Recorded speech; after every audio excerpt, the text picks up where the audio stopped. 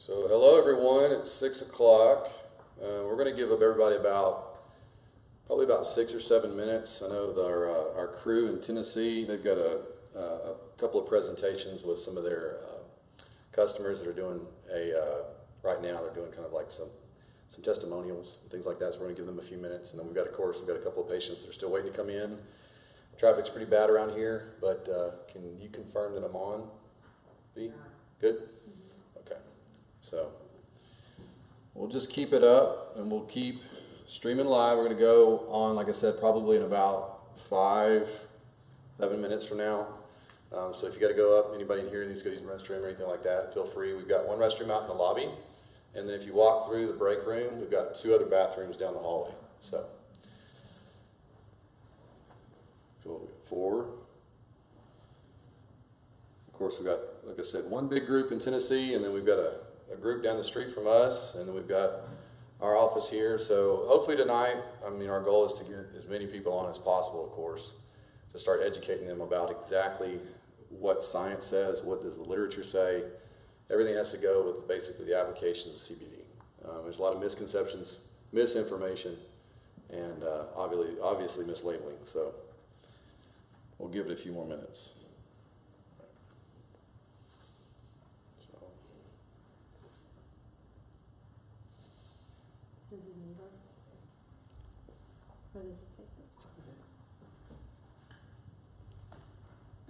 So that's what you're seeing, okay? Of course, that's where all those people are on right now. Do you think comments will pop up here, or that'll be on Facebook? So the comments will come in the top left corner, but I'm not sure if on this one on the app you can get to it, so Vanessa will get to them. So. Traffic is pretty gnarly out there. Yeah, I heard. The joys of living when school gets back in, right? Is the hall light off? Yeah. Yeah, turn it off.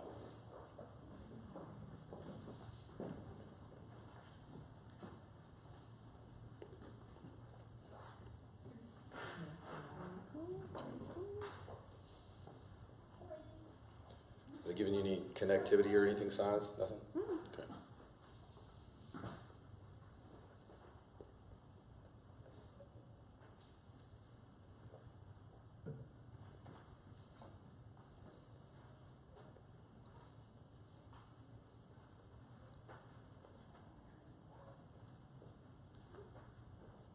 And Vanessa, I don't know if it's if you, Gina, and Angela may want to just like go back and forth on who's watching the questions.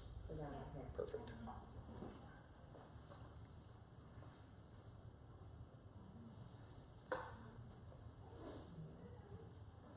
Okay, my staff tune in. Perfect. Is it at It's just on my page, your personal page? my personal page. So if they need to tune in, if they haven't requested, I can do it real quick. Well, afterwards you can share it too. Yeah. And then we can still ask questions that we could discuss later.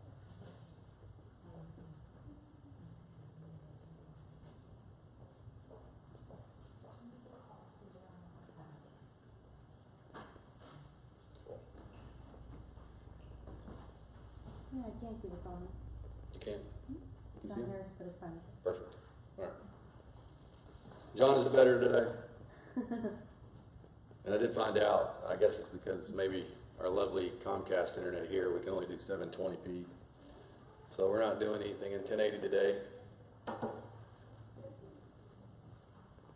So you were right. He said the other day that the feed didn't look like it was as high quality. Yeah. He said it was his eyes. It may have been his eyes though. Just have a seat, folks. Anywhere you want. Thank you. And what time is it? Are you currently live right now? I am live right now. So we're waiting on about, the reason why I'm not starting the presentation, we're still waiting on some people to filtrate in. We're also giving some time. We've got a business, a good friend of mine, grew up with her and her family and stuff like that back where I'm from in Tennessee.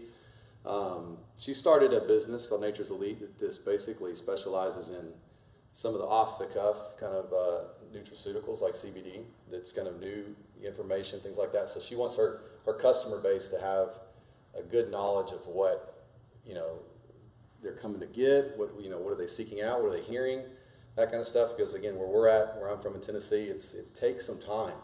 You know, like when we get things here or things out in the West Coast and upper Northeast, I'm telling you, where I'm from in Tennessee, sometimes it takes 2-3 years for that information to kind of get laid down. So, and if you're from any of those areas, you can sympathize with that. So the whole premise behind doing this way is obviously we're capturing the lecture, so we'll be able to share it for future purposes.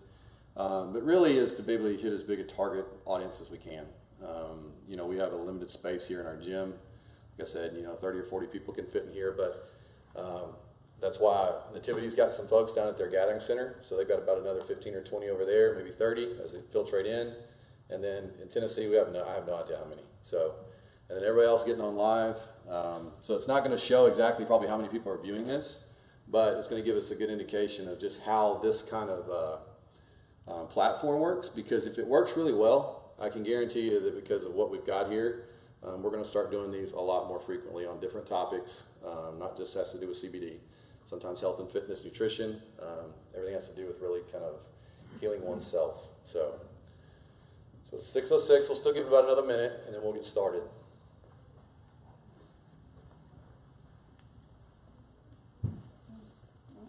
Let's say connectivity. I said slow internet. Yeah, it did that in the very beginning. And Diane said, you can talk a lot. Talk a little louder? Okay. Diane, is that better? Let's see if that's it. So.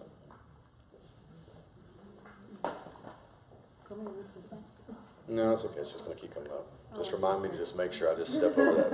I don't want to trip anyway. And get live too, that'd be hilarious. So, Bloopers. yeah. She said we're good. They're already there. They're good? Okay. Well, just to introduce myself, my name's Chase Banks. I'm one of the chiropractors here at Finish First. We've got a collaborative team that works together in this office. You know, if you're a patient of ours, if you've heard about us, you probably know one thing, and that's education is probably our primary goal for all of our patients. Is if they walk away with a new piece of information every time that they see us, we succeeded. Especially if they apply it and they teach somebody else about it, then we win even bigger. So that's our whole point behind doing this tonight. And again, like I said, we'll start doing more of these if it becomes successful. And again, if you've got topics that you want to, more information about, feel free, shoot us an email, shoot us a Facebook message. I'm happy. I guarantee it, if I wasn't doing what I'd get to do clinically every day, I'd be teaching. So, okay. So we're going to go ahead and turn the lights down. Okay. So those of you who are on live, of course, everybody here can see me probably pretty good because I've got a few lights that are on me.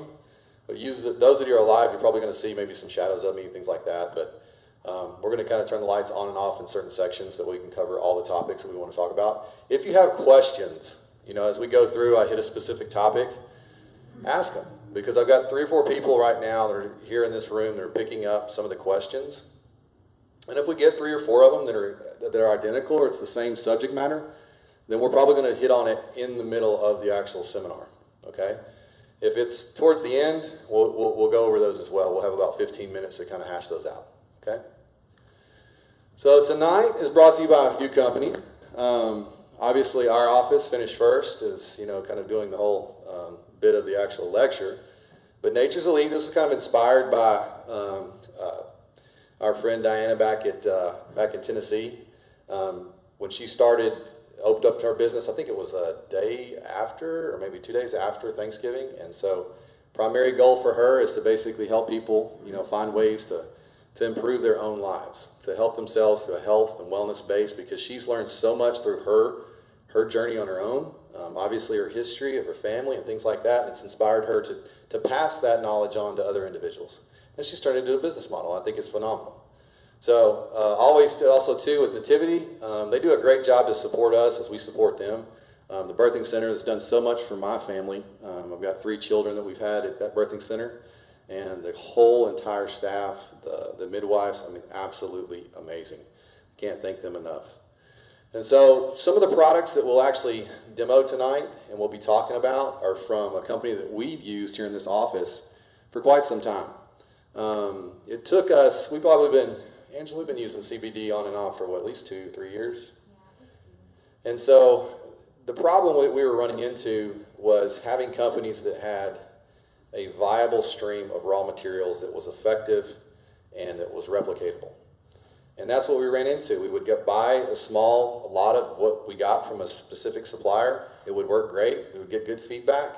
And then the very next, 12 or so that we would order, we wouldn't get the response out of the same dosage, same people. Or we'd give it to somebody new. And so that was getting very frustrating. So, and along came kind of a patient, and then became a friend and stuff like that. And he brought me on board to start educating in a business, and that's Integra. That's Integra Wellness, and that's this one is down here. And so that's kind of my job for this company, is to basically educate their customers. And so Elixinol is one of the actual supplying companies that we do. So we'll talk about some of the actual different delivery systems and the products that they have to offer. And of course, American Life, good friends of ours, Taylor and Chase. They'll be here in a minute. I think they're stuck in traffic. They've been in the hemp industry now, I guess, going on 4 years with this company. They're based out of, obviously, they live here in the Woodlands, but their company, supplier, and everything like that is in Colorado. They have learned a lot about the inside workings of the business within hemp industrialization. Procurement of product, raw material, futures. I had a conversation with her last night about the futures because of the Farm Bill. So you can expect, unfortunately, a shortage of biomass of hemp in the next probably 8 to 12 months. Okay, because you can imagine so many companies are going to come in and start chomping up and buying up all this raw material. And it's a crop. You just can't instantly make it appear. Okay, and especially the way that hemp is grown, it takes a little bit of an effort. It's not as bad as obviously marijuana is. That's a very sensitive plant to grow. But hemp's a little bit more forgiving, and we'll talk about those things. So if we don't know anything about our past, right, we don't know where we're headed in the future. And so if you get online and you start looking at specific dates and names of who was the discovery of this portion of the actual hemp plant and that one of marijuana and so forth and so on, you may get a couple of different names. But what I've done is just taken a consensus of dates and names and these individuals and where they found their research and how we got to where we are right now. So Adams and Todd, of course Adams from USA and of course Todd from the UK, they were the first ones to extract out cannabidiol. Now cannabidiol is CBD, which we'll be primarily discussing throughout the entire lecture, mostly with CBD, because that's what has gotten basically lifted from the Farm Act. So it was in 1940, and then a short while later, Wallner, Matchett, Levine, and Lowe founded and extracted THC. And if you'll find more and more names, that Lowe comes up over and over and over and over again. He was the first one in 1946 to basically show the effects on mice and rabbits, the differences between THC, CBN, and CBD because of the psychedelic effects of THC. So if you'll see this, and of course maybe everybody at home can't see clearly on the screen, but what I put up there, which is a plus sign, minus sign, and a null kind of tag to THC, obviously gives us a high psychedelic effect, especially in higher concentrations. CBN, less of an effect, but still slightly, but hardly any. And of course, true CBD, 100%, you're not going to get any psychedelic effect whatsoever. And this has everything to do with the receptors that these bind to. Again, 1944, Lowe demonstrated the effects of sleep with CBD. This is what primarily drove me to trying CBD on myself, okay? I work a very demanding office. I have very limited hours in the day. I've got 4 children, a newborn, and I have about a 5-hour window that I have to get deep wave sleep. Okay, if I don't, I'm wrecked the next day. I used to be able to get away with 4 or 5 hours of sleep and it'd be irregular and I didn't get real good deep wave sleep and I could probably get through 4 or 5 days, but now it's just getting harder and harder. So I use CBD primarily for a sleep enhancement. Okay, now there's been some carryover effects of that and I'll talk about that later, but at the same time it works phenomenal for sleep. And the ability of CBD or a CBD metabolite can also be inhibited certain microsomal enzymes called the cytochrome P450 enzymes. This is very important when we talk about the genetics here in a little bit, okay? But as you can see, Pertwee in 1972, with his data then when they brought it back into the fact that we've had the Human Genome Project, this was huge. And this is a very, very important thing that we'll discuss later. So do not forget this when we start going over that with the CYP450 genes. This right here is the first picture that I could find of the extraction of CBD. And then here are the different phytocannabinoids that come out of the hemp plant and as well as marijuana. One of those we haven't discussed that I know some people have questions about is THCA, and you won't find a ton of literature on it yet. You're going to, because that's the non-psychedelic form of THC, because has not been decarboxylated yet, which we'll get to that in a minute. So what that means is you can take the actual plant, eat it raw, not cooked, and not get any psychedelic effect of it because it has not been decarboxylated yet. So it's not active. But you can still receive the benefits of THC that has a lot more receptors in the central nervous system that we'll go over, okay? So that's kind of as a side note, because I know somebody had a question about that online. So the endocannabinoid system, okay? Obviously, endo, you would think of endocrinology, and that's not necessarily what we're talking about. It's endogenous, meaning within our own self, right? So the cannabinoids, again, coming from the hemp plants. In 1990, Lisa Matsuda from the National Mental Health Institute mapped DNA sequencing that selected the absence of a specific G protein in the brain. And what she was able to demonstrate was that the absence of this, when she was able to, can anybody hear me? Okay. In the absence of it, she was able to select that out in this study in these mice. It's called knockout mice.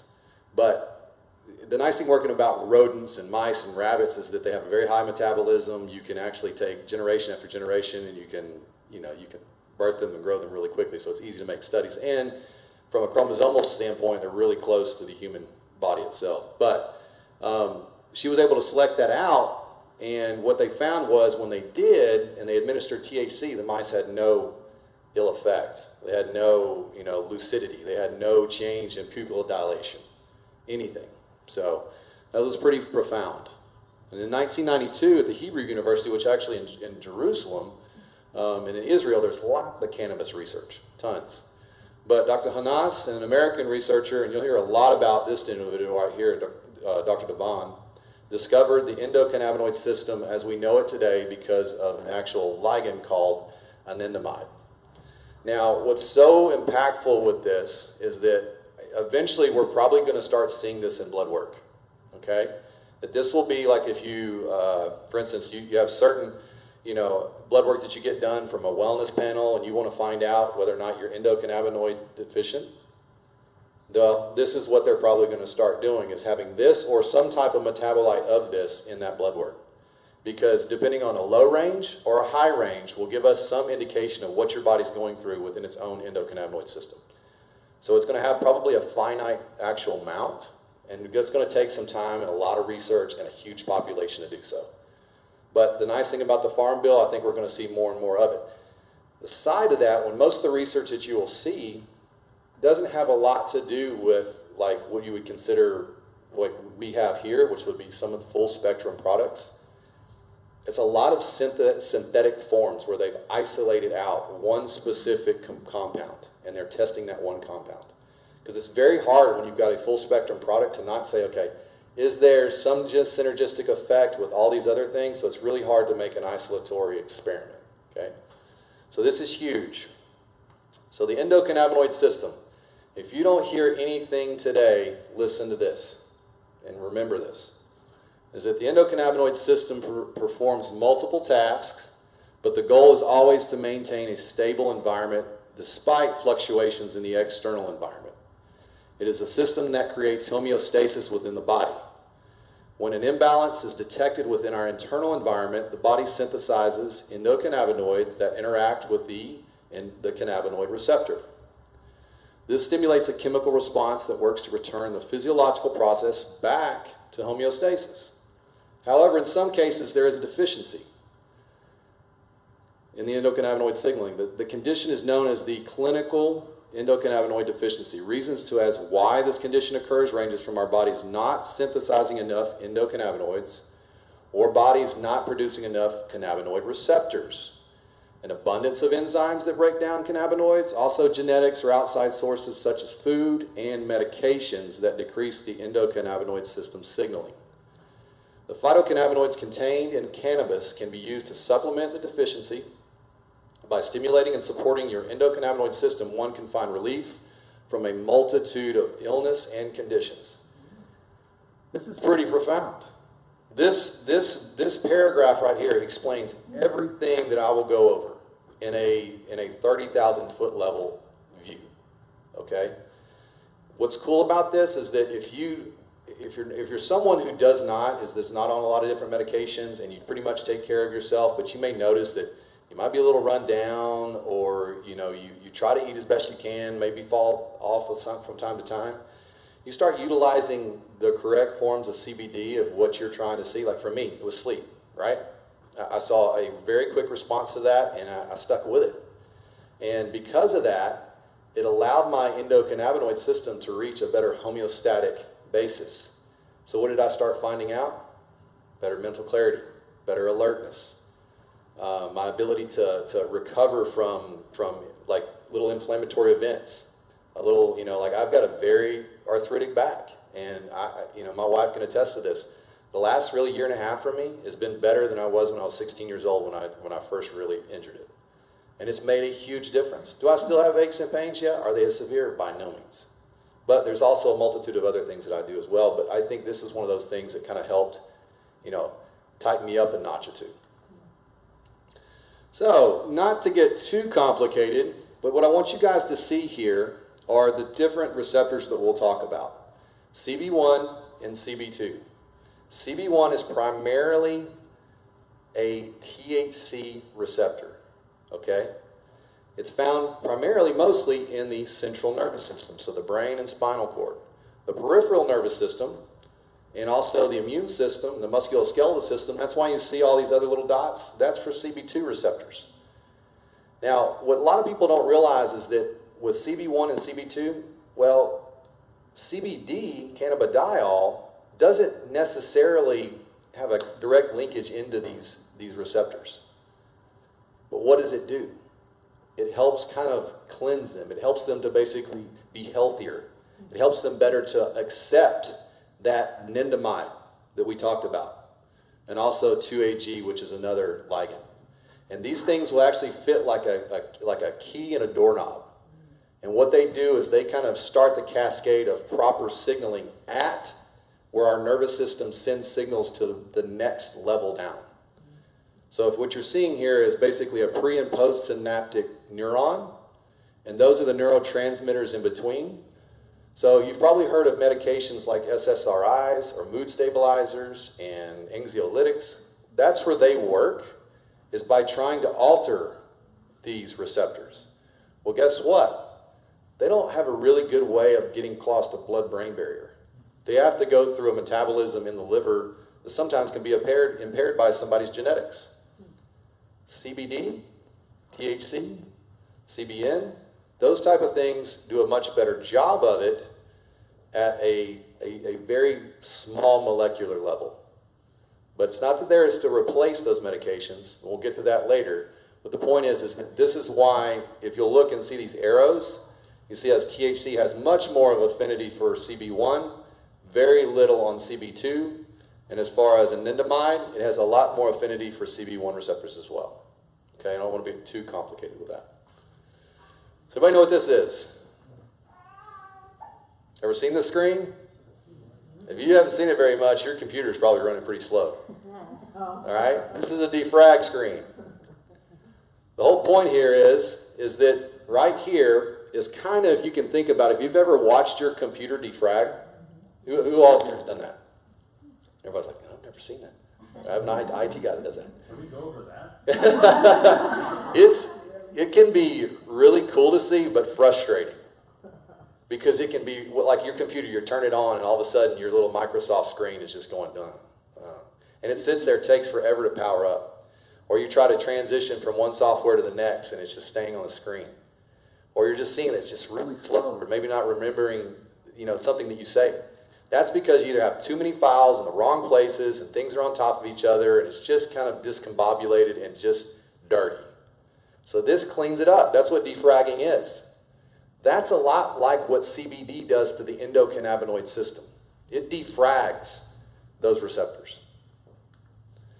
All right, so CB1 receptors, again, these are all going to be having affinity for THC. So if you look here, you'll see a lot of them in the central nervous system. You'll see a lot in the cortex of the brain, some in the endocrine system with the pituitary, the thyroid, the adrenals, the ovaries, the testes. But if we'll go over here and you'll look and see a combination of CB1 and CB2 receptors, you'll see the eye, the stomach, the heart, pancreas, the digestive tract, we'll get to in a little bit, which is huge, bone, and then non-DH or CBD and CB1 receptors are located inside blood vessel cells. Okay, that's kind of an aside note we'll get to.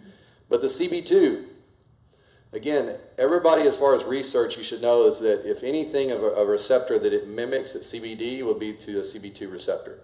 But it's highly proliferative in the lymphatic system and the immune system. So the spleen, the thymus, the tonsils, the blood lymphocytes, which are all your white blood cells. It's also found in the skin. So that's why you see it out in the periphery, inside our muscles, inside our skin, things like that. Less of the spinal cord and the brain. So what causes deficiencies? Obviously a poor diet. Then the lack of even too much exercise. And we'll get to that in a minute. And you're like, well, isn't exercise really good for you? It is, and I've been on both sides of it.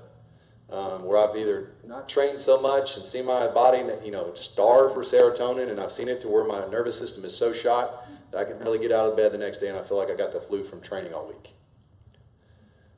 And then the environmental and chemical overburden. This is huge because the receptors that we have for everything in our body are very susceptible to this. Poor sleep patterns, medications, genetics, and the number one death by action that we see in our office is stress. Okay, this I can't stress this enough for the word, no pun intended. But learn different outside of just what we talked about here today. If you do anything, find some avenues for your own body's ability to basically regulate stress.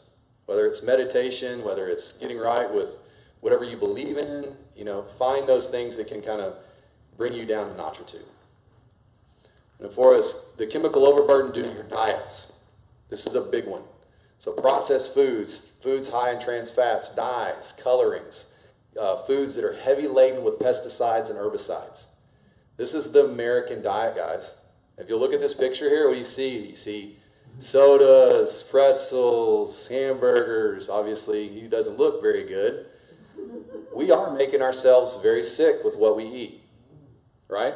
You see it every day, okay? So as you'll find out, we'll go through these things that cause the deficiencies in the endocannabinoid system. If you start really correcting the lifestyle habits that cause some of these deficiencies, when you start using CBD, you'll see a bigger effect because you're already doing some things naturally to make your body heal, and you're just boosting it a little bit. It leads to upgrade response to inflammation, turning on to chronic illness. So a lot of things that we see in our office, and I'll have Angela speak in a minute, but she sees a lot of our autoimmune patients, a lot of our cancer patients, a lot of our chronic just illness patients for nutrition to help support their bodies and their body systems. And a lot of those are led to some type of stressful event through poor diet or, just poor habits that they've made over time that's caused their body to have so much inflammation it can't control it within itself.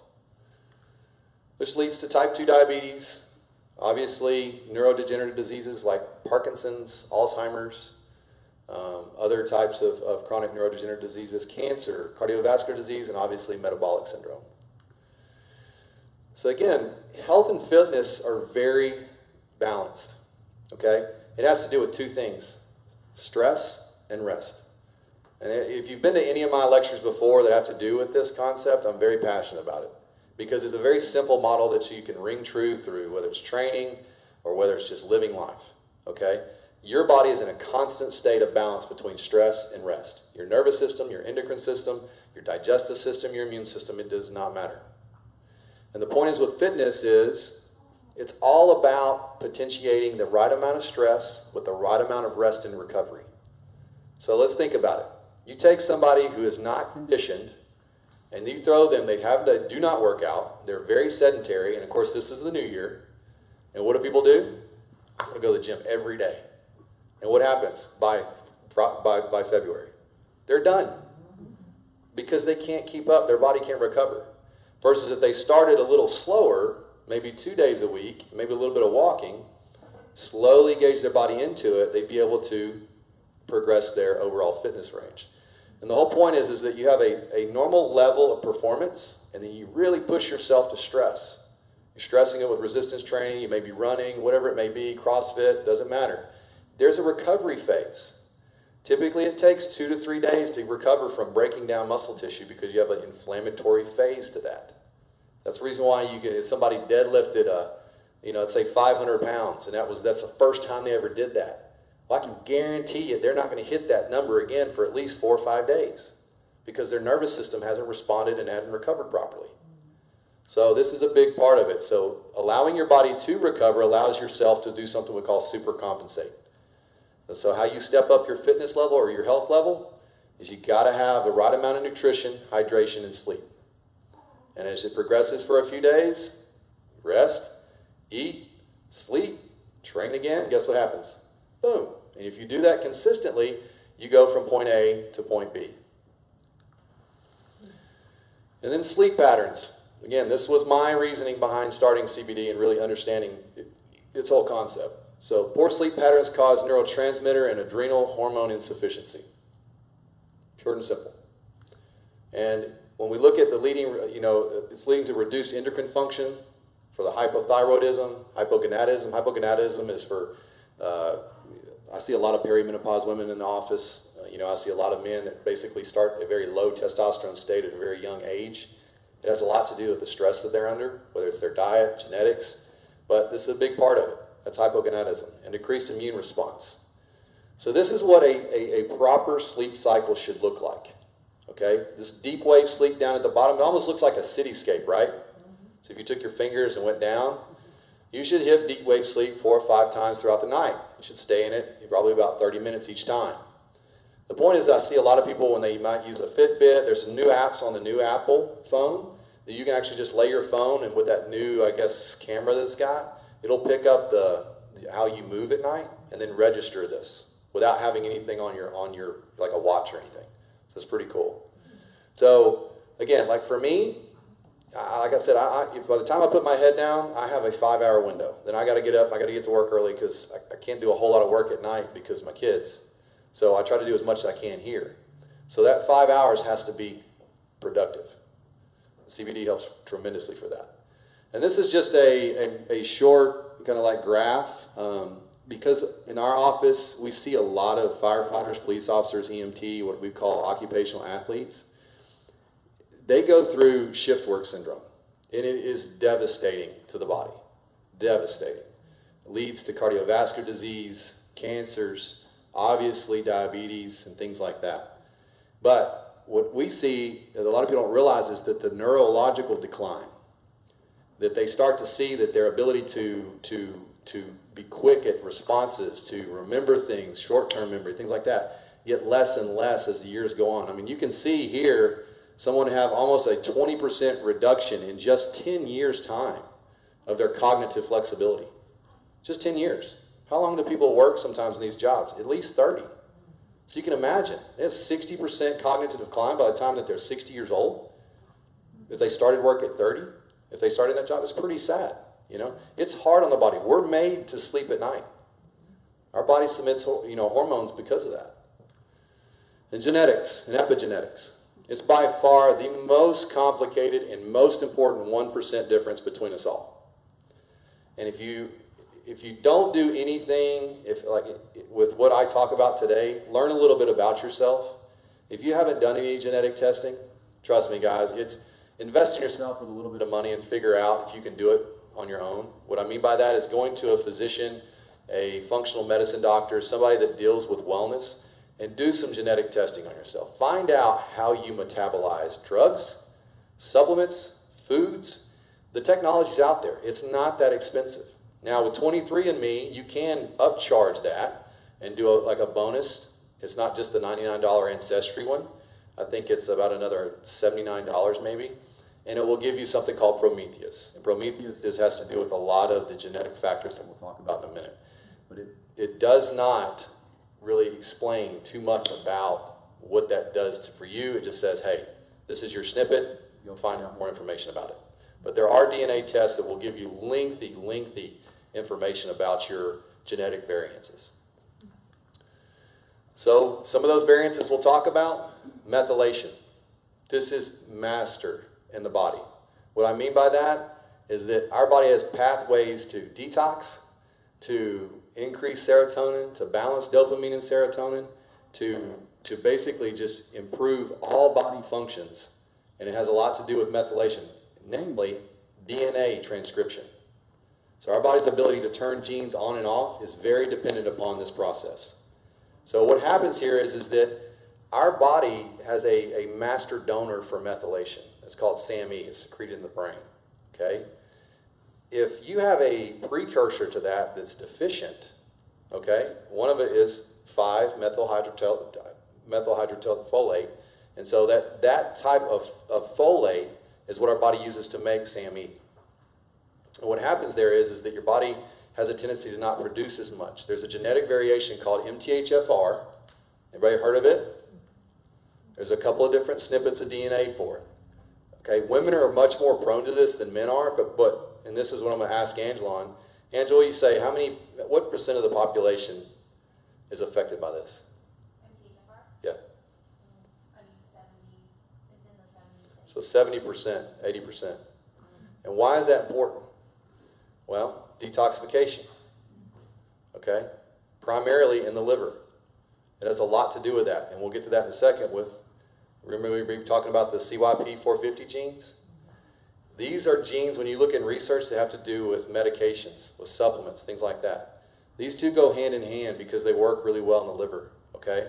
This is an enzymatic function. This is a process that the body uses in that enzymatic function. To not get too complicated, there's two phases of the liver. Phase 1 is taking fat-soluble products, whether that's hormones, toxins. Obviously, that's where, if you think about it, I mean, cannabidiol and other CBD products and everything like that, they're fat-soluble. They're going to work through that first phase. After it gets through a different conversion processes, also through methylation, our body converts those fat-soluble products into water-soluble substances to be excreted back out through either the bile, which we actually have bowel movement, or through the urine, through the kidneys. So if you've got impairments in those, either whether it's your DNA, whether it's a deficiency in the endocannabinoid system that can create some of this, you can have some impairment. And when it comes time to basically take a medication, how well do you know it's working for you? So I'm going to let Angela kind of come up real quick and just kind of give you a little bit of information about the cytochrome P450 genomes, or the actual genes. There's about 56, I think, that they've determined so far. These genes are so important. And the problem here is, okay, with CBD that a lot of people don't realize, okay, is that CBD can outcompete these cytochrome P450 genes. So what does that mean? If it outcompetes for it, you may not metabolize the medication correctly. You may not metabolize it at all, so it may sit in too high levels in the bloodstream. What does that do? It may cause a side effect. You may be blaming the side effect of the CBD, but really what it is, it's a higher level of medication. So if you're taking some type of especially mood stabilizers and the anxiolytics and those type of things, anything that gets converted in the liver, make sure you're telling your doctor, now that we got, again, the ban on hemp has been lifted, make sure you're telling your doctor you're taking CBD if you're doing a medication. Because they need to know. If they don't know, they need to educate themselves because they need to adjust your medications. Okay? So as an aside, be very aware that it will affect how your body metabolizes medication. But understand this, it is dose dependent on the individual. And what the literature shows is that it's somewhere between pretty much above 40 milligrams for a full spectrum CBD and above daily that can impact these actual enzymes. In our office, we probably only recommend most people at anywhere from 15 to 25 as a daily dose. Okay? So that's something to be aware of. Go ahead. How would one know if their ability to metabolize these That's that medications? genetic testing. But in reference to CBD, though, and how... If they're taking medications, how would they know if it's going to have any impact on them? If, again, what the research shows is that there is hardly any binding or adverse effect to blocking the CYP450 genes if you're staying below that threshold of pretty much 40 and below. There is one research article, it was 25 milligrams, but it was very minimal effect. So if you're recommending, like especially like your business, you're recommending to someone, tell them to stay around 5, 10, 15, 20, perfectly safe. Perfectly safe. There's not anything that I have found in literature that's anything below that. And that goes to show like people that obviously we'll get to in a second, but epilepsy, you'll see a lot of research with CBD, right? Well, with epilepsy, you have to take very, very high milligrams of CBD to have the effect that you're wanting to basically reduce the seizures. Right? Well, the problem with that is if you're taking CBD and you're taking basically an anti-seizure medication, well, the CBD, the amount that you're taking to get the effect, just impeded you to basically get any effect from your medication. But if you're taking 25 or 35 milligrams of CBD, it's probably not going to help the actual patient that has seizures. It's not enough to get the dose therapeutically we want. So that's when those individuals really need to talk to their doctors. That's where, sometimes if that's one thing while, working with us, it's a big part of basically trying to understand this, that. That's why we're having this lecture here tonight, because there's more and more research coming out all the time on some of these medications.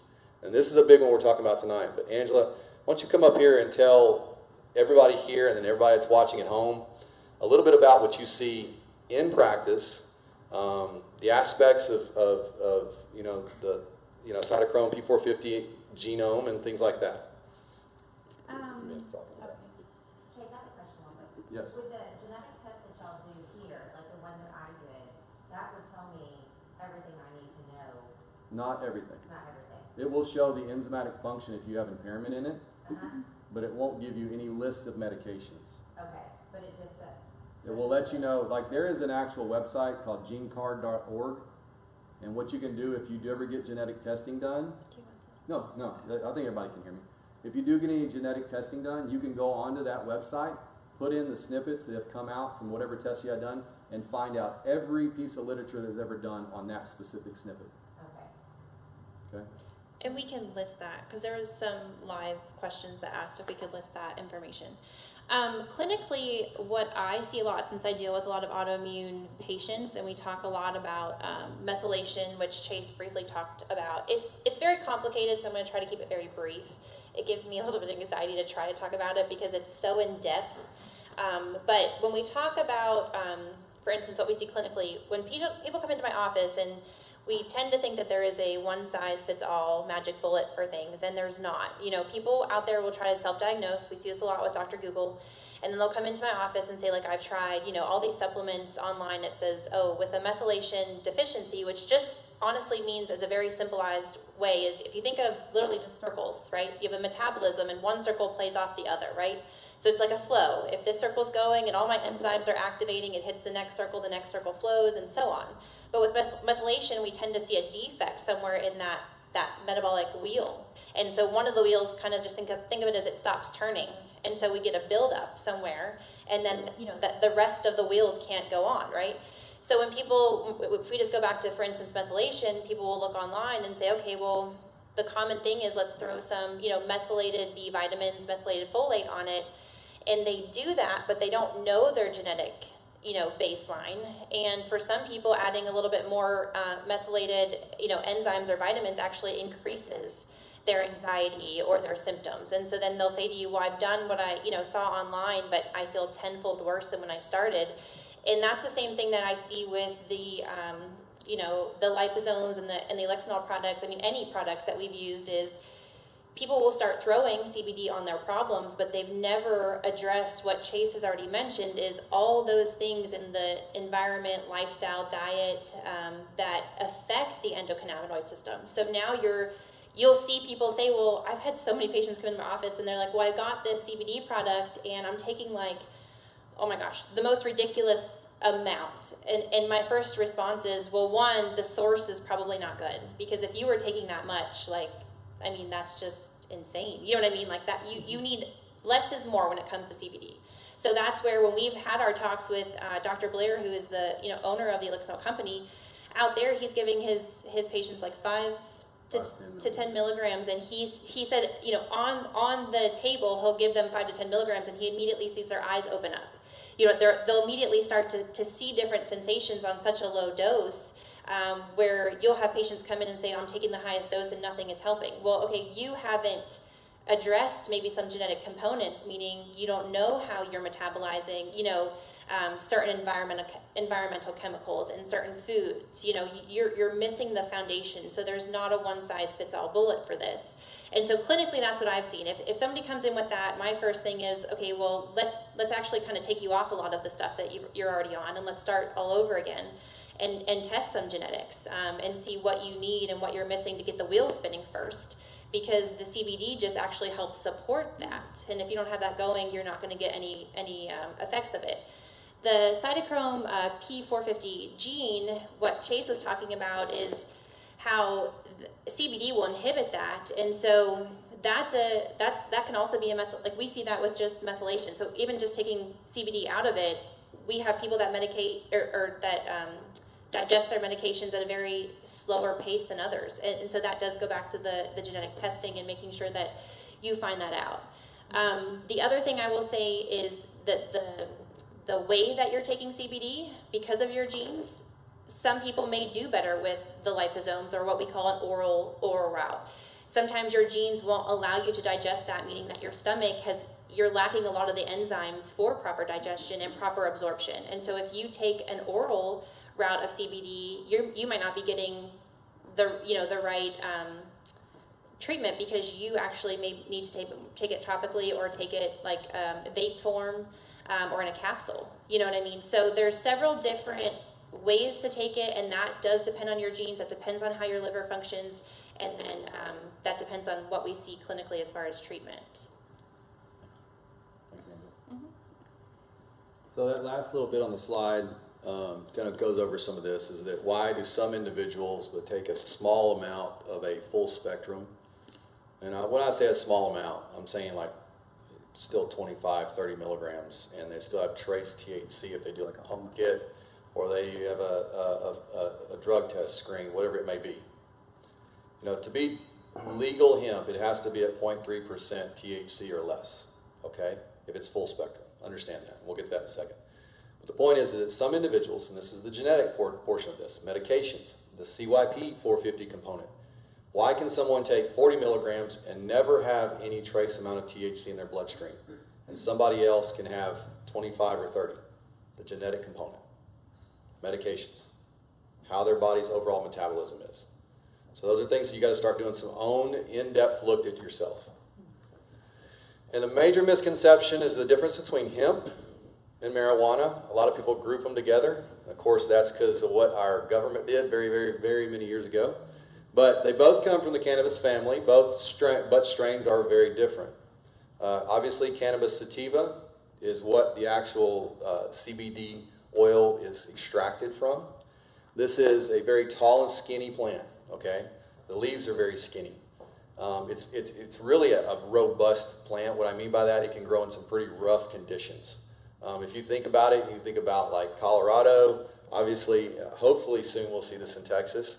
But like the hill country, that type of area is perfect for it, because it's a drier environment, the soil conditions are right, and it's just really, really good. So again, it's going to be low THC, less than 3%, to make it the right kind of CBD.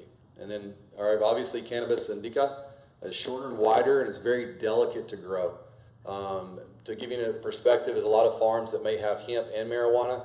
They make sure that they're really, really far apart, because hemp can outcompete marijuana. All right? And so that's what ends up taking the plant that they're trying to get medical grade marijuana from and creating a high amount of percentage of THC, like you'll see at this 30% range, and it turns it into maybe 5 or 7%, and it just ruins their crop. All right? So there's a big difference between the two. Note there's many different hybrids, and as we get further along in this, people are constantly cross-breeding these and trying to develop higher concentrations of certain phytocannabinoids. And there's a picture, if you give an idea of the difference between the two. Again, the plant and the leaf itself. And again, Washington got really confused back in 1970, and they just grouped hemp along with marijuana as just cannabis. And that's what started the actual DEA. And that's where, when they started the actual Controlled Substance Act of 1970. And they deemed hemp as part of a Class 1 drug. A lot of states, and Texas was one of those in 2017 with the Care and Compassion Act, they decriminalized that actual label, but they still left it as a Class 1 up until about 3 weeks ago. They changed with the Agriculture Improvement Act for 2018. This is a 1,024-page document. I'm not going to summarize everything on it, but everything that has to do with hemp is basically very favorable. It's allowing states to come up with their own processes for working with the USDA and the agricultural agencies to come up with basically industrializing it within their own state lines. That's huge. It's going to be controlled. There's going to be, very stringent processes. There's going to be things, and so the states have to come up with, it's going to take some time to come up with regulations, testing, everything. Obviously, too, also people who make, let's say, infringements upon their growing. What kind of penalties are they going at? What are they going to have? So they got to work all that out. It's going to take some time. But as of right now, that's why it's lifted, and there's no banning across state lines, so you can purchase it, and then you'll be perfectly fine. The extraction process. So if anybody ever gone through and seen, what you'll find probably is a lot of literature on one main process, and that's CO2 extraction for CBD, and I'll get to that in a second. But a couple of other ones that people may not be too well aware of is the ethanol extraction process. This is a solvent-based kind of washing system that uses a large volumes of the actual plant matter itself, and it separates it through chromatography. What that is basically finding out, okay, I want to get as much THC or as much CBD as I want to get out of this plant, so I'm going to wash it with ethanol. Well, the problem with that is that it can denature the plant itself.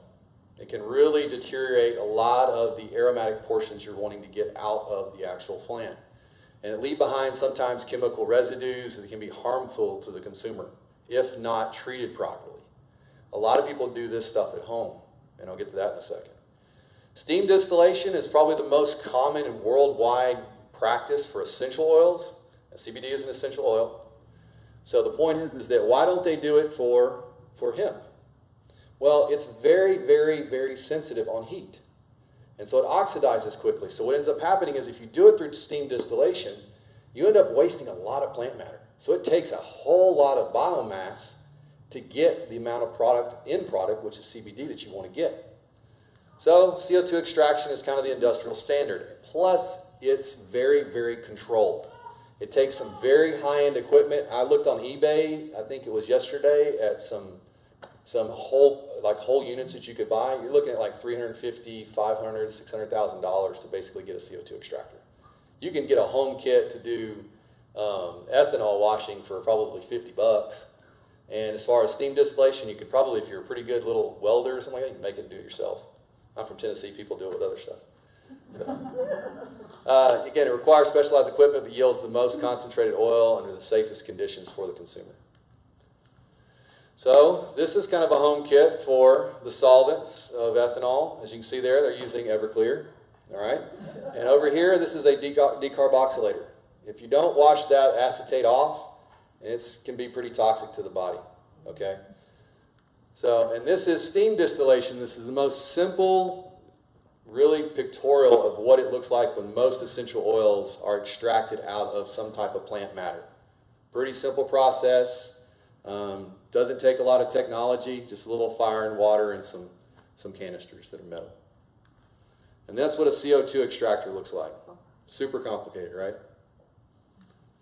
So the delivery options, and I know Angela talked a little bit about some of them. So there's a tincture, you can do it topically, you can do it through inhalation, through vaping, capsules, liposomes, and then another one called nanoliposomes, which are newer. We'll start with tinctures first. If you're not familiar with these delivery systems, most people, when they buy, they start with a tincture. And there's nothing wrong with that. Typically what this is just a hemp oil or a coconut oil where this has an added CBD allotment to the bottle. So when you pick up one of these, either at a store, nutrition stock, like TF supplements or something like that, or you get it online, you're probably going to see a number on the front. It may say 500, 300, 1,000, 1,500. That's the total amount of milligrams of CBD in here. A lot of times what you're going to find is if it's like a really high number, like 1,500 to 2,000 milligrams in the entire bottle like this, it's usually an isolate, and we'll get to that in a second. But full spectrum is typically going to be a little bit lower dosage. This delivery system is a great one because it's pretty quick. You're looking at probably about 10 to 15 minutes, and you'll get some type of an effect. Usually, again, if it's CBD, it gives you an alertness, all right? It's balancing our nervous system versus THC, which is going to be more of a depressant, right? So there's a big difference in if any type of feeling that you get at all. And a lot of times you're not going to feel anything. Maybe just a little more clear-minded, again, a little more alert. Maybe you can see a little bit better, breathe a little better, but it may only last with a tincture maybe an hour, maybe an hour and a half. Again, what's the difference? Why is it on some people faster, slower, lasts longer? The genetic component, the CYP450 genes. Topical. I've got one here from American Life. They've done a really good job of creating a not only topical product that actually has a great delivery system because they use DMSO. And it's cosmetic grade DMSO. It's phenomenal. So this has a very rapid delivery system for those little muscle aches and pains. Also skin conditions like eczema, maybe a little psoriasis, kind of calming down the inflammation in those areas because it works phenomenal for that. And then inhalation and vaping. I was obviously it's got a connotation to it, right? It's a little bit negative. It's got a lifestyle associated with it, right? But if you think about it, when you're trying to use CBD for a therapeutic effect, a lot of times it's because of what your nervous system or what your emotions are or is going through at that time. So this is a very rapid delivery system. Within 3 to 5 seconds, you're going to feel the effect of vaping. What I mean by that, like in PTSD patients, people who have dealt with some type of trauma in their life and they have got like an overall sense of anxiousness when they go into a public place. They've got fear that overcomes them and sometimes just to the point where they have a panic attack. This is the perfect delivery system because they can do it when they get out of the car, go into that situation with that threshold down. So that's why it's really good for those individuals. Capsules work really good for the digestive system.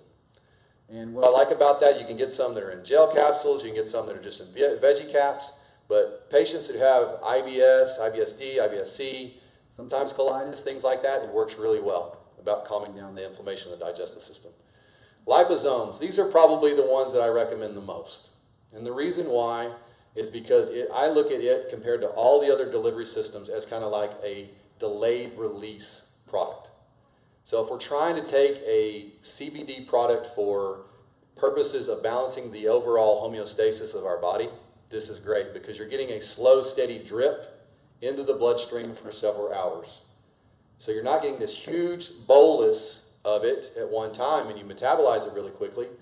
So liposomes look like this. It traps the it's like a little sphere that has a hydrophilic head, okay, which is water-like, and then an aqueous solution that's on the outside, and then a hydrophobic inside. So it protects the inside of the actual CBD, which is inside here. So as it goes through digestion, it's protected. So you do the tinctures, and you swallow it, you burn a whole lot of it up in the stomach lining, right? This protects it, allows it to transfer itself past the stomach digestion, and you absorb a whole lot more of it through the lymphatic system of your small intestines. That's huge because our intestines controls 80% of our immune system. And the lymphatic system is what carries a lot of our fat-soluble vitamins and fat-soluble nutrients into our bloodstream. So that's why I love this product. Go ahead. Do we have a general percentage that is destroyed in the stomach lining with the orally ingested? you know, that's another thing. I looked for that, and I did find something where people, like, I think it was done, but it was at high dosages. It was like, I think it was 500 milligrams for someone our size, like you or my size. They were using it in rats, but for them it was like 5 or 7 milligrams total. So per weight, it's a lot. And they only, you know, when they sacrificed those and looked at the actual receptors in the endocannabinoid process of the small intestines, they saw a very low output with the actual delivery system with tinctures. So, and I think it was something like 20% of what was administered. So, but don't quote me on that. Nanolipos, this is, I know with American Life, they're working with, you know, developing some really cool stuff with this. This is food grade liposomes, basically. It allows it to be put into other food products, water soluble drinks. There's so much that this can do. And typically what this is one that's been selected out, and it's just a really cool process. And I think when you, as the CBD market starts to get more in depth and more sophisticated, you're going to see more and more products that are just going to be infused with nanolipos. Go ahead. I'm that guy. No, it's okay. That's why you're here. You see a lot of, like, I've seen smoothie shops even that add CBD to smoothies and things like that. That's just the wrong way to go. It is. It is. It's that, and that's what the whole premise behind you guys being here tonight and everybody online is that understand there's going to be a lot of people trying to cash in on this. I mean, they already have. Is do a little bit of research, find out, you know, talk to some professionals who are in this industry, that kind of stuff. If you know anyone, a shop just similar to you, and y'all are kind of on the forefront of this too, and get to kind of understand this, because there's going to be a lot of people that take just like a really cheap isolate, because they can get a lot of it as a raw material, and they're going to add 5 milligrams, 10 milligrams of isolate to a smoothie. It's going to get hardly any ill effect whatsoever. And again, digesting it that way, I mean, it's just a marketing ploy. And that's what, go ahead. So how do you take the liposome form of it? So liposomes are, you know, you can do it orally just by squirting it into your mouth. I don't like that because it's kind of a gel-like sensation, and you can kind of feel the spheres if you do that. And it's very, I mean, you can taste the CBD in there. I typically put it in, because I do Ningxia every day. Who is that? I do Ningxia at night along with, especially this time of year, elderberry.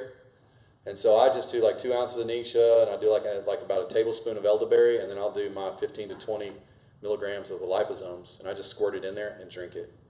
I always recommend to patients do it like 2 to 3 ounces of water. If you need something to flavor it, it does have a citrus flavor to it, so it's not too bad. Some people still don't like that. So if you can put it in like just a low sugar fruit juice. Angela? Somebody asked how to figure out the dosage for the vape. The vape? Yeah. So vape formulas, depending on the company, are going to have different dosages.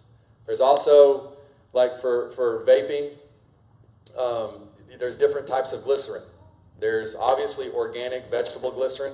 Then there's also synthetic glycerin too. And when we start looking at synthetic glycerin, when you pick it up, vegetable glycerin is very syrupy. It's very sticky.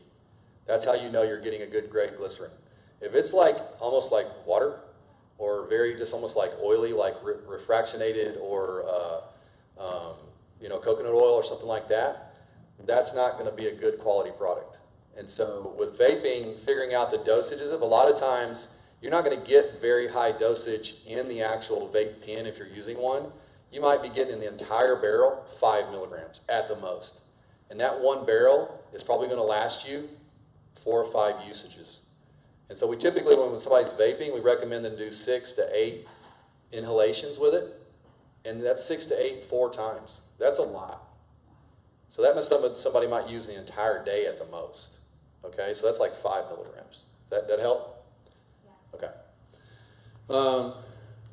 So, isolate versus broad spectrum versus full spectrum. You're going to see this on the labels. You're going to see it on the back of it. You're going to see people talk about it. This is what differentiates between how much THC is in a product, or if it's been isolated to be out of it completely.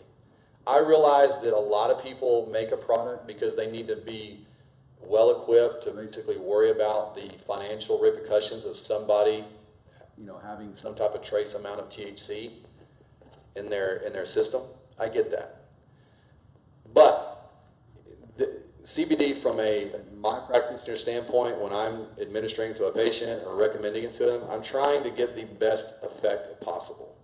And I realize that some people with their jobs, they got to watch out. And that's where, if you're one of those individuals, that's where you probably need to stick with using an isolate or something that's more of a broad spectrum.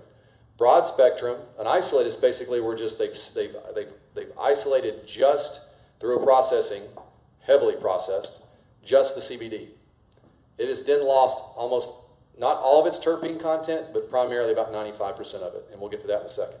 So it's not as synergistic as it was when it was full spectrum. Okay?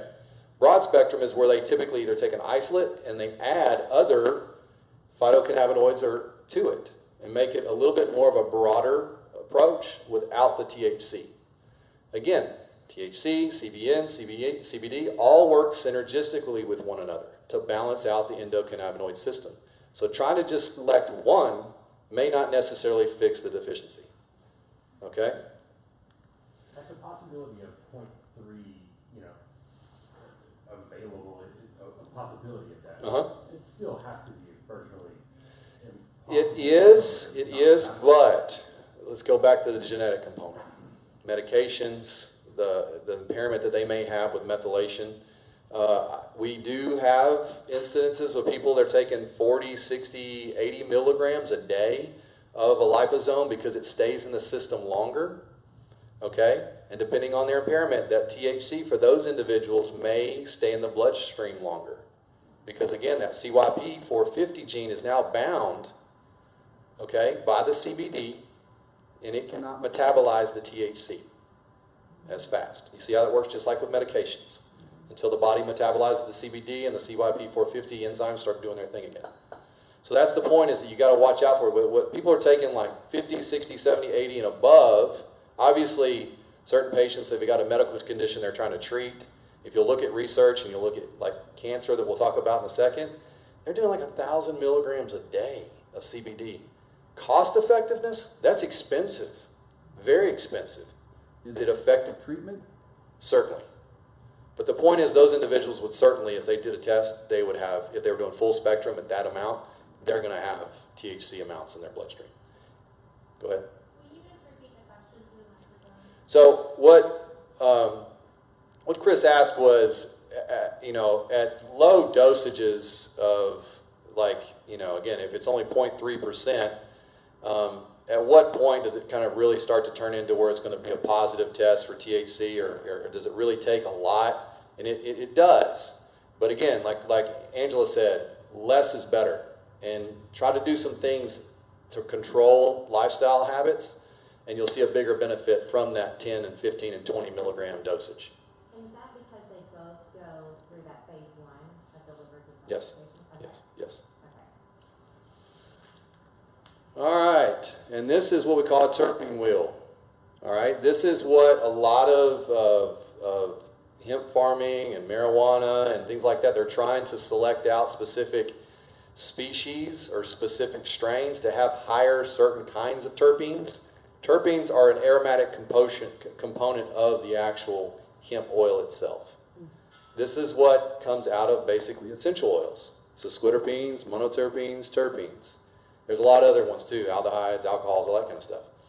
But as far as hemp is concerned, we're just going to talk about the terpene content.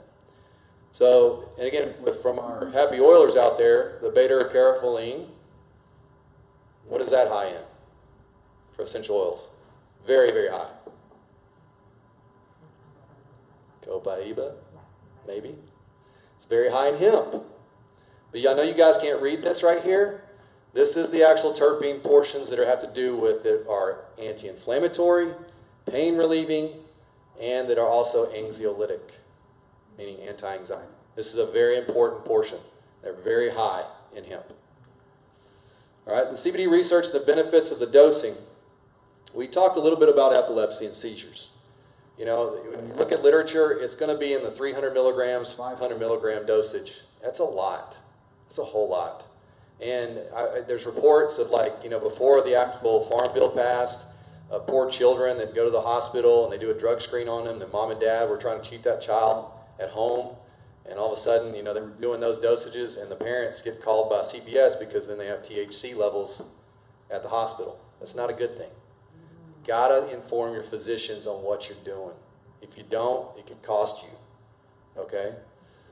Obesity and anorexia, a lot of the receptors in the brain that have to do with satiation or the awareness of food are very dependent upon THC and CBD. Very, very dependent. Pain and inflammation. Out of anything, CBD resides very strongly here with helping reduce inflammatory responses within the body. The cytokine production, the interleukin production, the tissue necrosis factor, all those different mediators that basically elicit inflammation actually get downgraded when CBD is present. It's phenomenal. You know, MS, neurodegenerative diseases, things like that, to basically improve the glial function in the nervous system, to basically reduce what we call amyloid plaques and some of the sclerosis that we see in MS. There's tons of research in MS. Again, the dosing there is very high. It's not something that you're just going to do on your own if not being administered by somebody that's kind of watching over you. PTSD, anxiety, and stress disorders. With our patients, and Angela can can attest to this, we see a phenomenal return with our patients that are maybe not on medication yet, and they want to try a route to basically start bringing that threshold of stress down. This is where it shines. It's phenomenal. Asthma and cardiovascular disease. Some of the rat studies, again, you're going to see a bunch of those, but had to do with actually the damage of high blood pressure to the inside endothelial lining of the bloodstream of your arteries. And they administered, it was about 5 to 10 milligrams per kilogram. So if you think of a mouse, they're very, very small, very light. That's equivalent to me taking about 5 to 1,000 milligrams a day. Okay? So, and they only did this for 7 days. They saw a regeneration of that endothelial lining. You know, not completely, but as it was becoming more impaired, and of course the control group that they did not administer CBD, starting to die off. Glaucoma, as far as reducing intraocular pressure, it works great. These are 2 links. If you would like these, I'll be happy to send them to you. Just shoot me a message, an email, or Melanie can send them to you. We can link it on the live. Okay. I'm not tech savvy at all. This is actually very, very new to me doing all this stuff. So Vanessa will help me with that. So there's 2 studies there. This is basically some peer-reviewed studies that actually have lots and lots and lots of different articles that have to do with all of these different diseases and dosages and receptor sites and everything that has to do with the uptake and the degradation. So like you look at like some of the actual cancer research and what we call cell apoptosis, which is cell death. It's phenomenal, but again, at a very, very high dosage. That's what the cancer was. So the future, again, we kind of talked a little bit about where it's headed. What we're probably going to start seeing, and I hope we start seeing this, is where there's more and more research that goes into this genetic component of it. That we start to look at specific impaired snippets of genes and what we can do with certain dosages and actually delivery systems of CBD. That's not out there yet. But do we have the technology to do it? Yes. Do we have the patient base or population to do it? Sort of. So the point is understanding that. That's a big, big component of this. So the details of the Farm Bill, you know, it's huge. It's going to allow, again, states to basically be able to have a process to industrialize hemp within their own state boundary.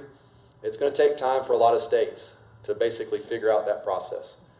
It's something that, again, I hope Texas is on the forefront of it, but I think what they'll probably do is they'll lag behind watching other people do some stuff as they typically do, just to make sure they do it correctly, I guess you could say.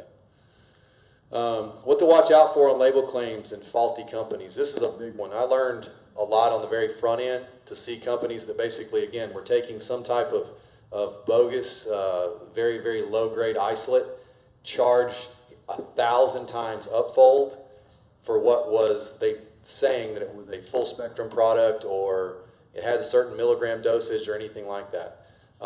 If you're buying it from a store, even online, a lot of people will give you certificates of analysis to look at the products. That's going to tell you how much is in per milligram, how much THC is in the product.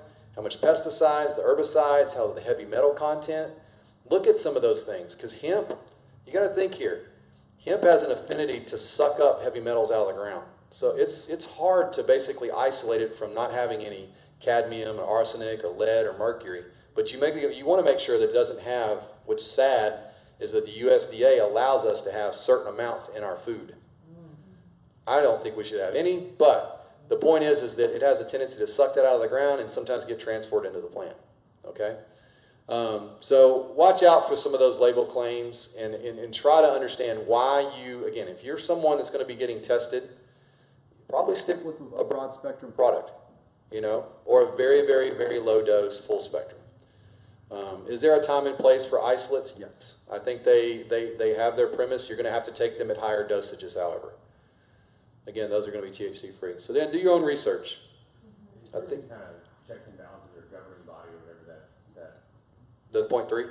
Well, no, like I told you before, I'm approached almost daily by a new CBD company. So is there any governing body? There is not yet. That's what the states have to figure out. So a lot of companies have been operating on a very, what a lot of people in the industry call the wild, wild west. People stealing ideas, people saying that they're going to deliver a certain amount of product and it never comes through with it. A lot of that goes on, and it's sad. But again, there's a lot of money in this right now, and there will continue to be a lot of money in it. And anytime there's a lot of money in anything, there's a lot of shadiness. So there is not anybody out there that's regulating except for the companies self-regulating it. And some of these companies, bigger companies, have a lot to lose. So the point is that do your research on some of these companies, do some background information, talk to some people that actually have utilized it. The nice thing about social media nowadays is that there's always focal groups. And I know like Woodlands Online, I think, has like a female or a mom's group, and they talk about CBD all the time. So the point is like do some of that, and you can get some good information and feedback. But eventually, all states will have to have a regulatory body. But I wouldn't, because what we were just saying is being part of those groups, a lot of them are part of some of those ones that probably are approaching you. And like you said, if you don't have that certificate, you just don't know.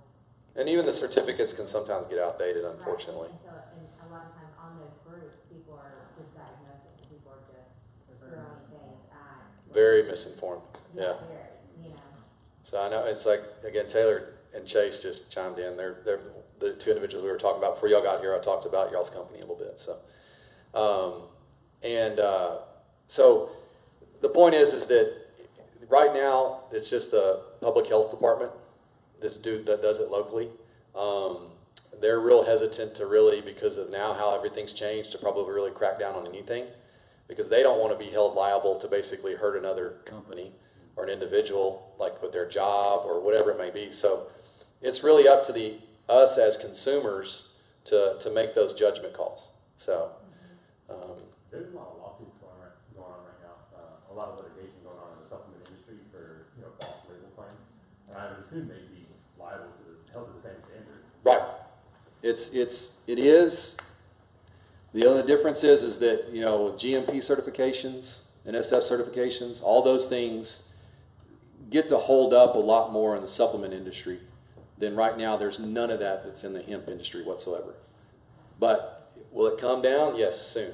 And that's where you've got some type of process to say, well, these is our standard of care or our standard operating procedure within the state of Texas. You violated that, because they're there to basically protect the consumer. Just like some of the other, like the FDA and the USDA for certain supplements and stuff like that. They're there to protect the consumer. Unfortunately, where those pockets and stuff are, it's not sometimes the best. So, as far as oversight. Does anybody have any questions from online? Go ahead. If you take the tincture and it said, like, take 5 drops to start with, how do you know about 5 drops? What is the... So, the good question. I had somebody today just sent me an email, and they asked, they from a company, they were doing a tincture, and I asked them if they were full spectrum or not. They still didn't know yet, because this company has both.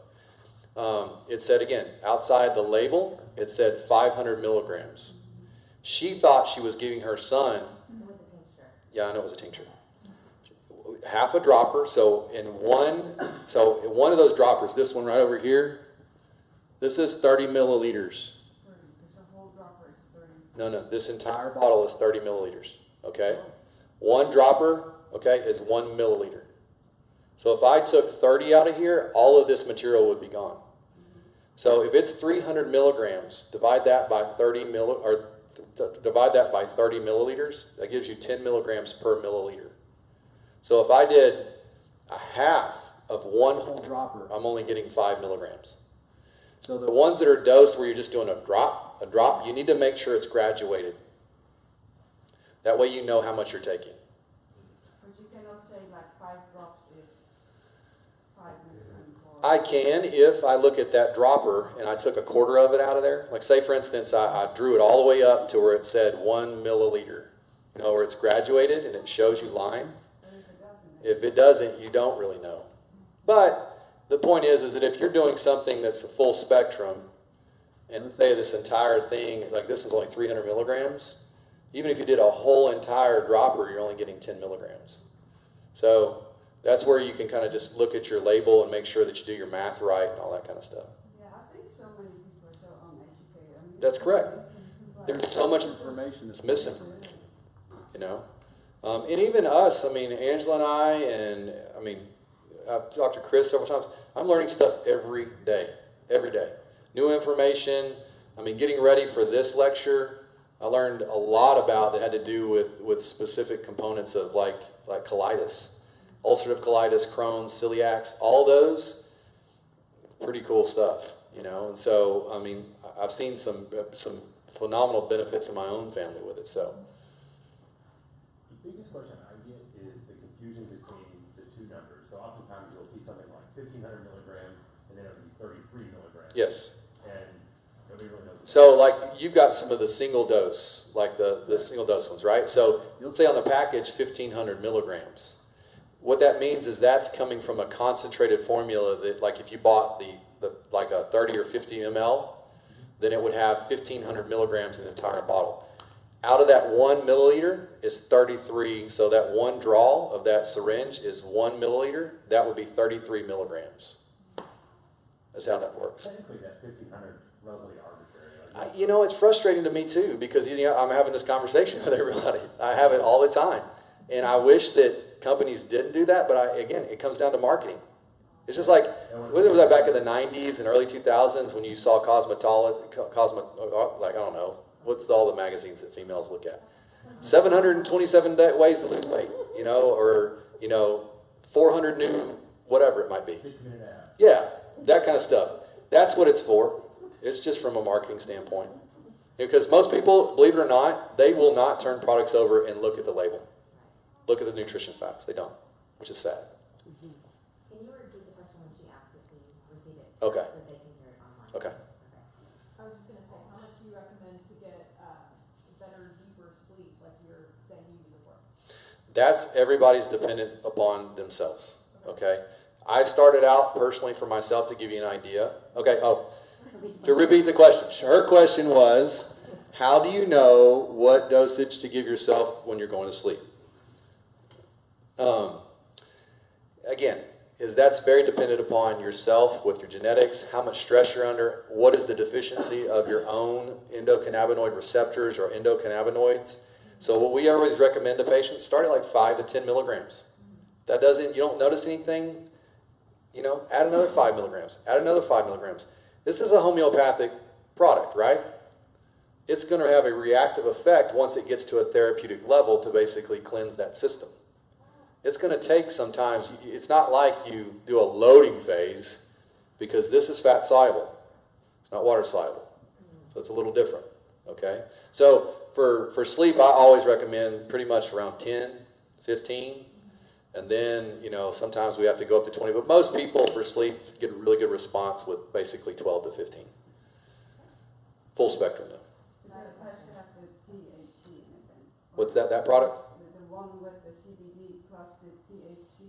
All full spectrum has some percentage of THC, but again, legally it has to be below 0.3%. But if you don't have the THC, is that still a could be for the individual. It could be, so it really depends on, again, the individual and that kind of stuff. Like if I've got somebody that's obviously works for a police department or fire department that's getting tested, the drug test and drug screen, that's somebody who might want to do like a broad spectrum product, something like that. That basically has selected out the THC. Okay, so Sarah just got on and she was talking about if you could talk about the interactions with other medications and the nightmares and stuff like that. Okay, so again, going back to if you're on medications, because CBD binds to those enzyme active sites and outcompetes those cytochrome P450 genes. If you're taking a medication, genetically, this is what Angela said, genetically, it may take you an hour to metabolize that medication. It may take you 12 hours. It may take you 24. So what happens if you take that CBD in a high enough dosage and it binds to that active site of that cytochrome P450 gene? You just reduced that effectiveness of that drug and it stayed in the bloodstream unmetabolized longer. So the side effects of that drug could be more apparent. So to see how that works with the medications, be very aware of it. Talk to your physicians. Discuss those things with them. If you can say too, since they won't hear me, like if you're on medications, the CBD can help you come off of it. Yes. And that's why getting your blood work checked more regularly, like even with any medication, is optimal. So what Angela's saying is that if you've got a goal to get off medications, well, and granted, someone like myself, if I'm, again, I don't prescribe medications, your physicians do that. Do this with the care of your physician, the one that is prescribing your medications. Tighter off of what you're taking. If you're going to do that, you can utilize CBD at low dosages as you're coming off your medication, especially if it's a mood stabilizer, an anxiolytic or something like that. Tapering off of that, bringing in CBD at a very slow, titrated rate. And as they cross past, then all of a sudden you're at a threshold of taking CBD that's basically benefiting you naturally to balance your system versus the medication using as, we're not deficient in Lexapro, right? So, go ahead. Will that hold true for things like CBD is recommended a lot for kids with ADHD? Right. If the child is on a stimulant medication for that, will it have that same interaction where it could be a bad thing? Like Yes. Yes. Okay. So, Very, very much so. would you want to avoid it entirely using both at the same time? Or like No, just lower dosages. If you're, especially with our children that are autistic spectrum, ADHD, ADD, all that kind of stuff, most of those kids are on maybe some type of medication. Obviously start at very, very low dose if you're going to do CBD with them. Because they can have nightmares, they can have fits, they can have other terrors, they can have just changes in everything. And it's only, you might blame it on the CBD, but really what's happening is that their medication is like them taking double the dose. Okay. Another question was, has there been any case studies showing positive results for those suffering from various levels of Alzheimer's? The Alzheimer's component is really hard. You'll see a lot more on the Parkinson's, right? Because obviously you see the tremors, you see the gait abnormalities, those type of things, and you can see an immediate effect from them. The problem with Alzheimer's is that a lot of the studies have to do with the glial cells. Those are the actual cells in the actual brain that start to become plaques over time. And so what that was showing was that when they sacrificed, again, rats where they induced kind of like a cognitive decline that resembles, a lot of these models that are in literature that you'll read are models. Like the colitis models, they use, I think, disodium sulfate at really high dosages to basically deteriorate the lining of the colon in rats. And then they administer the CBD at high levels for only like a 7 to 14 day period, and they see healing effect. So that's how they make it. So with Alzheimer's and stuff like that, you'll always read the research and say, could reduce the progression of disease, then it's always going to be some type of model that was basically exemplified. And then also, can you repeat the question about what she asked about the ADHD? Okay, so we had a mom in the room was asking about her children with ADHD. They're on medications. Would you recommend CBD or not? Basically, does that kind of justify it? So that's what she asked, and then what I said was, with children especially because of their size, don't compare yourself to them. If they're on a medication, especially that's a mood stabilizer, if you're going to use CBD, use it at a very low dose to see if you get any ill effect. And then you can taper up. If you start to notice something, come back down. Again, literature shows that it's somewhere between as low as 25 milligrams and as high as 60, to where we start to see impairment with drug interactions. Okay? I also wanted to ask about CBD with neuropathy or other nerve pain disorders. How does that work? 'Cause my mom is using the oil and a topical for the specific area. So CBD works phenomenal. So her question was, she was asking about patients with neuropathy or some type of neuralgia or some type of like diabetic neuropathy or something like that.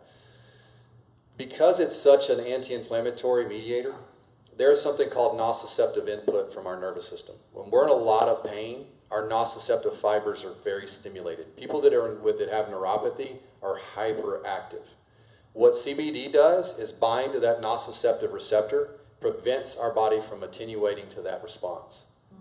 Okay? At the same time, healing the actual myelin, which is the coating of that nerve tissue, because of the inflammation from the neuritis. So over time, does it actually help reverse it? Has there been any studies that go that long? No. I mean, will it? If there's other things that are taken into consideration with lifestyle, all kinds of other things to kind of reverse it. I mean, again, going to the literature and looking at some of these dosages, they're not at 20 milligrams for what you or I would take. That's probably what we recommend, okay? They're at master doses, okay? And they're doing it for very short trials, 7 weeks or 7 days, 14 days, 21, sometimes as much as maybe 30 days, but that's about it. They're not very long, but they're doing it at really high dosages to see what kind of effect they can respond to. And again, a lot of times they're a synthetic derivative. They're not like a full-on, full spectrum. I have another question from Sarah. It said, so basically, start small dose to see what works. Exactly. Her question, what came through Facebook, was so basically start a small dose and see what works. That is exactly true. Start small, see how you respond, go a couple of days. If you don't feel anything, especially if you're using it for sleep or using it for pain, inflammation, anxiety, whatever it might be, slowly taper yourself up. I didn't start on 20 for sleep for me. I started on 5. 5 didn't do much, went to 10. 10 didn't do much. 12 is where I started to notice a little bit of effect. 15 was like a sweet spot for a little while. Then I'll go up to 20 for a little bit and then come back down to 15. So I pretty much stay between there, and that's what works for me. I have some patients with liposomes, they have to go as much as 25. But I'd never really have to anybody that goes any higher than that. There's a question on colitis and GI issues. Would you recommend they ask liposome versus the capsules? That I know that you've seen. So Angela had a question about colitis and other inflammatory bowel diseases and other incidents of that. Liposomes versus capsules. She's used capsules several times with some of her gastrointestinal patients and have gotten great results. I have a tendency to use liposomes personally, I do. I like the delivery system, and it works great. So the thing is, the difference is both of those are getting past denaturing process of the stomach acid, right? So they're getting into the small intestines at a better amount to have the effect that we're looking for versus just drinking a tincture as it is. I've seen the capsules take longer. Yes, the capsules do take a little bit longer, and that's what Dr. Blair also said that too, that they take maybe a couple hours longer, maybe 3 or 4 for the individual for absorption. Can it help with advanced Parkinson's, dementia? The question was, can it help with advanced Parkinson's and dementia at high dosages? You're looking at, for the individual to, if they've got really bad pill rolling and a fenestrated gait, and they just, they're having a real tough time, you're looking at probably needing some administration of THC. Now, understand this.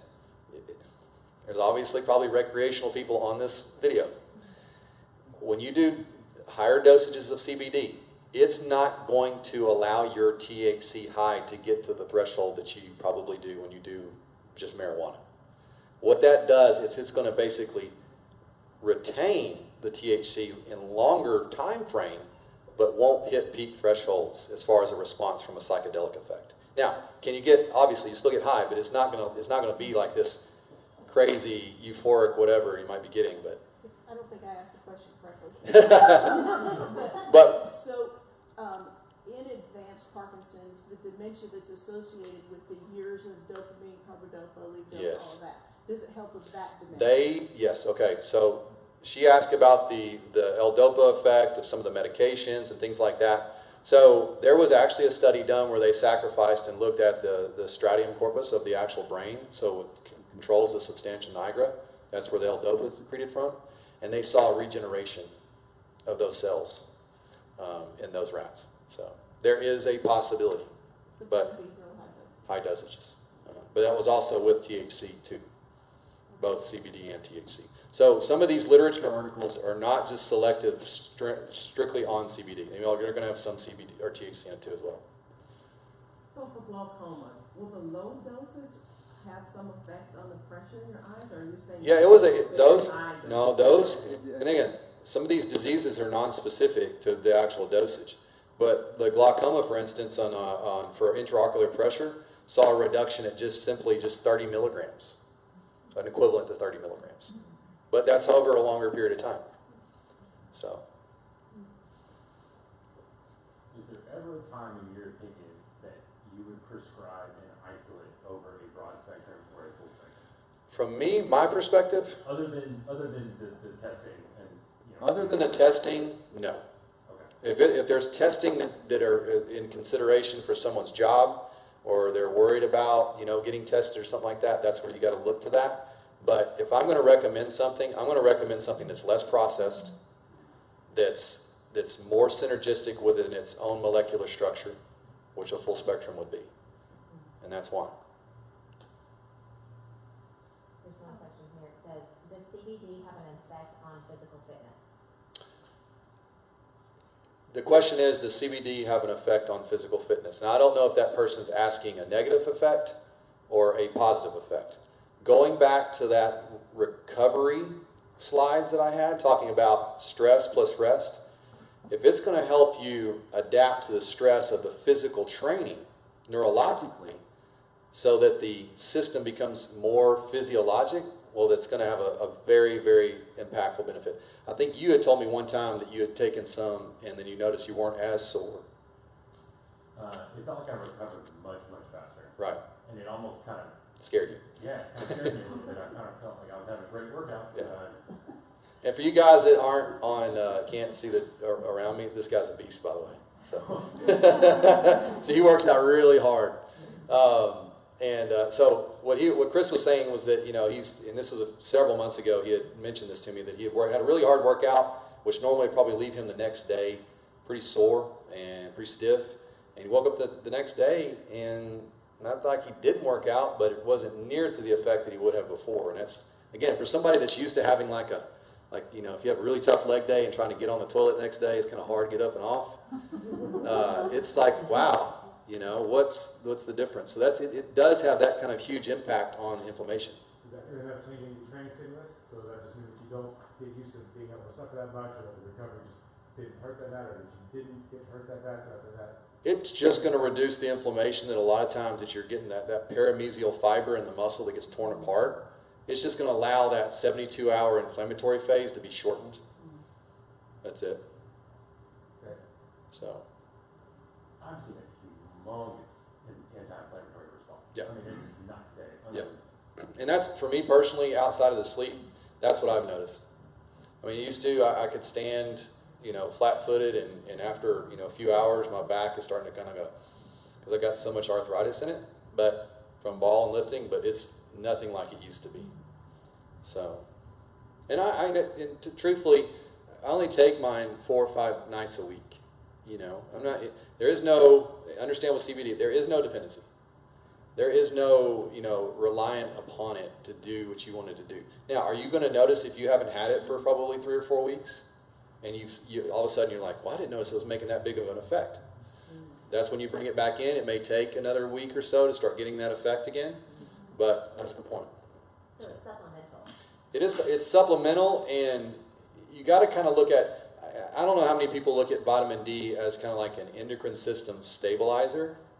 People that have a very, very poor endocrine output, whether it's adrenal insufficiency, hypothyroidism, autoimmune diseases, they have very low vitamin D status because their body rapidly burns through it.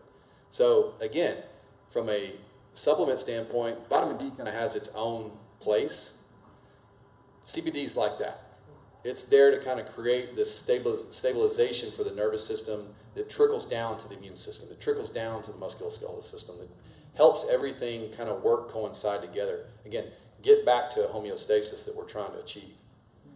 I think people need that clear explanation, that little short, abbreviated explanation like that. Yeah.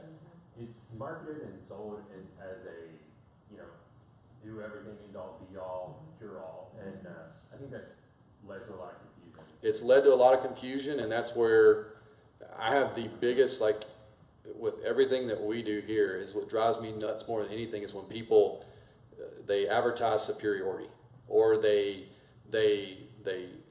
embellish upon a little bit of truth in their benefit. And that's what a lot of people have done with CBD. They've bastardized the actual product. And understanding that it's going to take a lot of people like yourselves coming to events like this, sharing this video, sharing this lecture, to get the information out there so people know why they're doing things and what they can feel from doing it. It's a big part of why we enjoy doing what we do every day. It's another question. Somebody asked, they literally said, what was the recommendation by the bodybuilder Chris? So what you was taking? What your routine is. Was it the liposomes or was it the actual? I'm using 20 milligrams of elixinol liposomes. Yeah.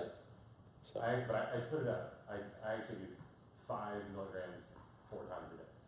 Okay. Yeah. So what Chris was saying was that it was the elixinol liposomes, and he does 20 milligrams a day, but he actually splits it up into 4 times a day, which is really good because if it's got probably a 4 or 5 hour max, pretty much delivery system, you're going to get a steady influx of it. Versus like for me, I'm taking it right before I go to sleep, but I'm doing it for sleep to get me to that actual peak deep sleep cycle that I want. So I'm burning through it by the time that I wake up. See the difference? And he's using it his benefit to recover throughout the day. Would it help with withdrawal symptoms from getting off of smoking or tobacco or anything? There's a lot has to do with basically people that are recovering addicts. And what I saw in the research was they didn't know if it was some type of psychological, alteration to the dependency versus a chemical dependency. Does that make a difference? So like when somebody's smoking, a lot of times it's hand to mouth, right? Is it a modulation of that behavioral sense that they don't have the need to do that anymore? Because that's what comes out in the research of PTSD, is fear-based activities go on a decline with the administration of CBD. So with individuals that are coming off of maybe certain withdrawals from medication, is it the change in the actual chemical structure? It could be, because CBD, something we didn't talk about, also improves the glutathione production in the liver, which we can go on forever about glutathione. So allowing the liver to recover, the hepatocytes, there's lots of literature on liver, like as far as healing the fibrogenic activity of the liver with CBD. So people who have fatty liver disease, non-alcoholic, fatty liver disease, or liver cirrhosis from alcoholism, hepatitis. There's a lot of literature on hepatitis. So that could have an effect. And what about high or low blood pressure? Low blood pressure, I haven't seen any information on. It does have a tendency to cause people to bring their blood pressure down. I notice it with me, it might be only 5 points. It's not a huge amount. But that goes back to the glaucoma study with blood pressure causing intraocular pressure due to hypertension. And so there was definitely a positive effect on that. Will you say exactly again what you take for deep sleep? I do the lipos. Okay, so Vanessa asked me somebody asked a question, what I take for deep sleep. I'm trying to always stay away from things that become a dependency, like, for instance, like melatonin or some other product like that. Certainly, obviously, like a Tylenol PM or anything. just because we don't have medications in my house. But the point is that I take the liposomes. There's a couple of companies that have them out there. Obviously, here in our office, we've been pretty happy with the ones that we get from Elixinol. I do 20 milligrams on a rough day when I know that I've got a lot on me, like today. I guarantee I'm going to take 20 milligrams when I go to sleep tonight. Probably tomorrow night, because it's Friday night, I probably won't take any. I won't take any on Saturday night because my body's at a less of a stress state because I'm not having to be on.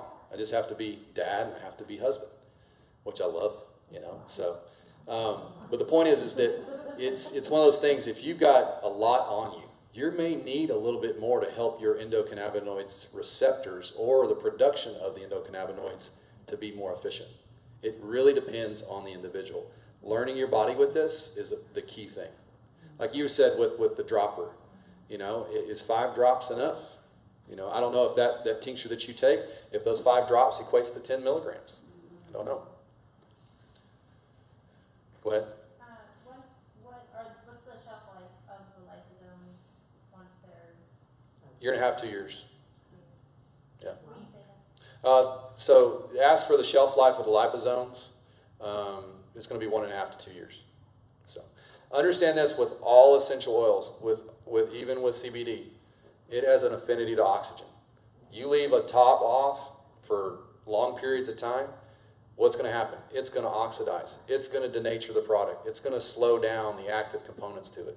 So store it in a nice, dry, cooler space, and use it properly, and you'll get it for a long. And most of the time, I'm going to tell you this: if you still have a bottle of liposome, I don't care if it's the big bottle, little bottle, whatever, you still have it for a year and a half. You didn't get any benefit from it because you didn't use it consistently enough or at enough dosage to actually see anything. So That's the same thing with essential oils. Yeah. Also. If you're not using them, you're not going to see the benefit. Right. One more thing is they asked contraindications with other high doses of antioxidants like vitamin C, glutathione. Is there too much? So what Angela asked, or somebody asked Angela, was what about contraindications to other supplements like vitamin C, antioxidants, stuff like that?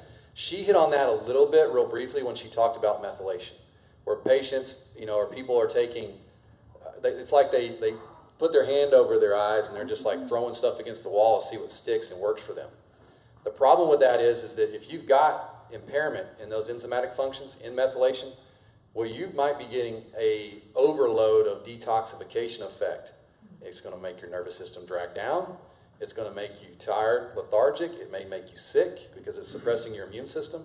So if you're using CBD with other supplements, and that's kind of what my aim is with the companies that I work with, is help them develop a blend of supplements, of basically a proprietary blend of things that work synergistically with one another. Lower dosages of actual CBD and the support products along with them to get a better effect. You mentioned the synergistic effects of CBD and some of other components, and also the full spectrum over the isolate. Do you think the product is held back at all by being limited to that 0.3% on THC? His question was, do I think that that CBD products that have, again, 0.3% THC or less, are they limited on the synergistic effects, especially if they don't have any THC and they're like a CBD isolate? Is that pretty much what you're asking? Yes, and it's very dependent upon what you're trying to get out of it. So something that, again, if you're trying to attack say, grand mal seizures or something like that, taking a CBD isolate, you're not going to get any effect from it. There's not enough THC to help the support system for the endocannabinoid threshold. You're also not going to get to the dosages you want either. So it really depends on what you're targeting and supporting and stuff like that. What's going to happen too, I know y'all have probably heard me talk a lot about dosages and diseases and disorders. Eventually, we're not going to be able to speak this freely on it. Eventually, there's going to be label claims. There's going to be, everything from basically not treating it. You're going to have to basically say that you're just supporting the body systems with CBD, and be very cautious about how you go about telling people, that it will. You heard tonight, I haven't said cure. I won't say it. because I feel like curing your body is collaborative. You know, it's not one specific thing that you're doing. I love CBD. I'm here talking about it today. But do I think it's the end-all, be-all to the rest of what you need to do for the rest of your life to make yourself live to be 120? No. So, yeah.